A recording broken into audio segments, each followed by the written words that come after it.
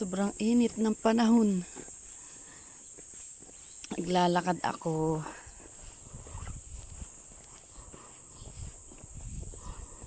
Sobrang init ng panahon.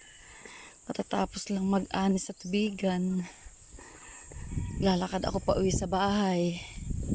Galing sa barangay hall. Katatapos lang ng aming flag ceremony. Kasi first Monday of the month ngayon eh. Kaya may flag ceremony kami.